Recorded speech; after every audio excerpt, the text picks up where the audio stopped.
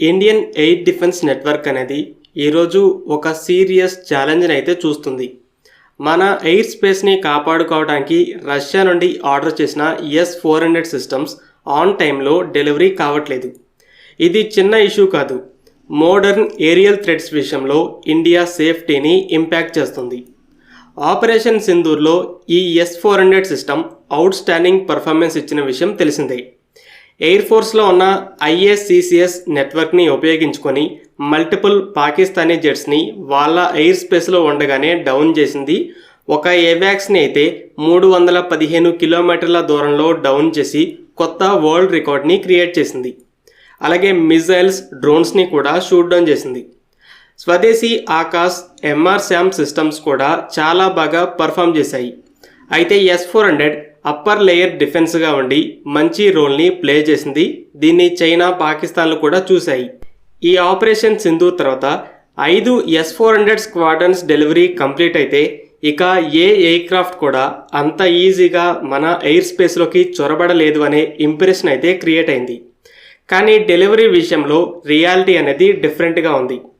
2018లో America warnings ఇస్తున్నా కూడా రష్యాతో ఈ డీల్ని సైన్ చేయడం జరిగింది. ఒరిజినల్ స్కెడ్యూల్ ప్రకారం 2023-24 ఫైనాన్షియల్ ఇయర్ అంటే 2024 మార్చికి ఈ స్క్వాడ్రన్స్ డెలివరీ కంప్లీట్ అవ్వాలి. ఫస్ట్ స్క్వాడ్రన్ 2021 డిసెంబర్, రెండోది 2022 జూలై, మూడోది 2023 ఫిబ్రవరి. ఇలా రష్యా యుక్రెయిన్ వార్ మొదలయ్యి సంవత్సరం వరకు కూడా డెలివరీస్ జరిగాయి. కానీ తర్వాత సడన్గా ఆపేసి 2024 ఎండింగ్ కల్లా కంప్లీట్ చేస్తామని రష్యా చెప్పింది. తర్వాత మరలా 2025 ఎండింగ్కి ఒకటి, 2026 మధ్యలో లాస్ట్ స్క్వాడ్రన్ని పంపిస్తామంది. తర్వాత మరలా డెడ్లైన్ని 2027కి నెట్టింది. అయితే ఇప్పుడు చాలామంది మిలిటరీ ఎక్స్పర్ట్స్ ఈ డెలివరీస్ని లేట్ చేయడం అనేది కేవలం వార్ వల్ల కాదు, చైనీస్ ప్రెజర్ ఉందని చెప్తున్నారు. ఇది ర్యాండమ్ థియరీ కాదు. మల్టిపుల్ మీడియా రిపోర్ట్స్, అనలిస్టులు కూడా ఒక లాజిక్తోనే చెప్తున్నారు. వాళ్ళు చెప్పేది ఏంటంటే రష్యా యుక్రెయిన్ వార్ మొదలయ్యాక వెస్టర్న్ కంట్రీస్ రష్యాపై శాంక్షన్స్ని విధించిన విషయం తెలిసిందే. రష్యాలో ఆల్మాజ్ ఆంటే అనే ఒక కంపెనీ S-400 లాంటి సిస్టమ్స్ని తయారు చేస్తుంది. అయితే శాంక్షన్స్ వల్ల ఈ సెమీ కండక్టర్ చిప్స్ అలాగే ఇంకొన్ని ఫారెన్ దేశాల నుండి వచ్చే పార్ట్స్ విషయంలో కొరత వచ్చి మ్యానుఫ్యాక్చరింగ్ చేయడం చాలా కష్టమైంది. అయితే ఈ కంపెనీ చైనా నుండి ఈ సెమీ కండక్టర్ చిప్స్ని కొంటుంది.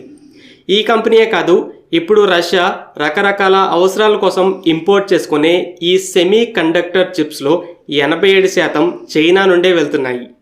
అయితే చైనా దీన్ని లెవరేజ్గా తీసుకొని ఇండియాకి పంపాల్సిన S-400 సిస్టమ్స్ని ఏదో కారణం చెప్పి లేట్ చేస్తూ ఉండండి అని ఒత్తిడి పెడుతుందని చెప్తున్నారు.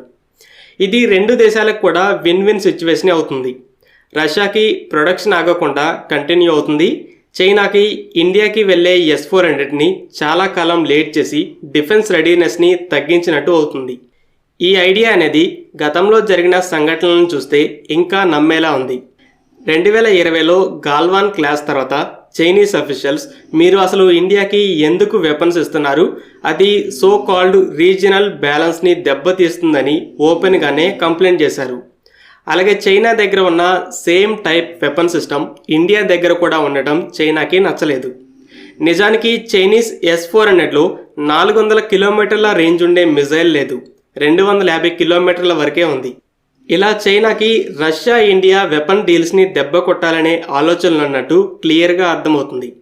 కాబట్టి ఈ ఇంటెన్షన్స్ ప్లస్ రష్యాకి సెమీ కండక్టర్ చిప్స్ కోసం చైనా తప్ప ఇంకో ఆప్షన్ లేకపోవడం అనే లాజిక్ని బట్టి ఈ S-400 సిస్టమ్స్ డెలివరీ ఇంతలా లేట్ అవుతుందంటే చైనీస్ ప్రెజర్ కూడా ఉంటుందని డిఫెన్స్ ఎక్స్పర్ట్స్ చెప్తున్నారు.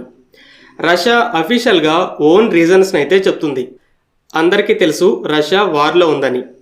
యుక్రెయిన్ చేస్తున్న రకరకాల దాడుల్లో కొన్ని S-400 సిస్టమ్స్ కూడా నాశనం అవుతున్నాయి. వాటిని రీప్లేస్ చేసుకోవాలి. రష్యా S-400లో వాడే హెవీ మిజైల్స్ని గ్రౌండ్ స్ట్రైక్స్లో కూడా వాడుతుంది. సొంత లాసెస్ని ఫిల్ చేసుకోవడం రష్యాకి ఫస్ట్ ప్రయారిటీ అయింది. సో ఇండియాకి రావాల్సిన S-400 సిస్టమ్స్ డెలివరీ లేట్ అవుతున్నాయంటే వార్ వల్లే అనడంలో లాజిక్ ఉంది. అయితే దీనికి చైనీస్ ప్రెజర్ అనే స్టోరీని యాడ్ చేస్తే ఇది ఇంకా కాంప్లికేట్ అవుతుంది.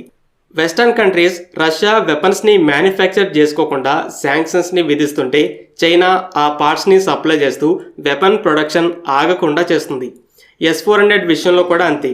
సో రష్యా ఈ డెడ్లైన్ని 2027కి కూడా నెట్టాక ఇది కేవలం రష్యా వార్లో ఉండడం వల్ల కాదు, చైనా అత్యవసర సమయంలో సెమీ కండక్టర్ లాంటి ముఖ్యమైన పార్ట్స్ని సప్లై చేస్తుండడాన్ని లెవరేజ్గా తీసుకొని ఈ డెలివరీస్ని కూడా లేట్ చేసుకుంటూ రండి అని ప్రెజర్ చేస్తున్నట్టు రిపోర్ట్స్ వస్తున్నాయి. మరి ఇప్పుడు ఇండియా ఏం చేయాలి? 2 ఆప్షన్స్ అయితే ఉన్నాయి.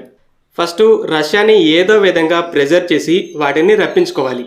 సెకండ్, ఇక 2 స్క్వాడ్రన్స్ వద్దులే అని డీల్ని క్యాన్సిల్ చేసి పేమెంట్స్ని సెటిల్ చేసుకోవాలి. ఇంకా ఏదైనా ఆల్టర్నేటివ్స్తో ఆ గ్యాప్ని ఫిల్ చేసుకోవాలి. అయితే S-400కి ఇంకెక్కడా సరైన ఆల్టర్నేటివ్ లేదు. ఈవెన్ అమెరికా దగ్గర కూడా లేదు.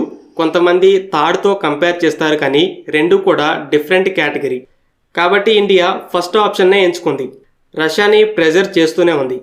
ఆపరేషన్ సింధూర్ అయిన వెంటనే NSA అజిత్ దోవల్ కూడా రష్యాకి వెళ్ళి దీని గురించి మాట్లాడారు. అలాగే ఈ సింధూర్ తర్వాత ఇండియా మరిన్ని S-400 సిస్టమ్స్ని కొంటామని రష్యాని అడిగింది. ఇది కూడా ఒక లెవరేజ్ స్ట్రాటజీ అని చెప్పొచ్చు. ఎందుకంటే ఇండియన్ ఎయిర్ ఫోర్స్కి S-400 పర్ఫార్మెన్స్ నచ్చింది.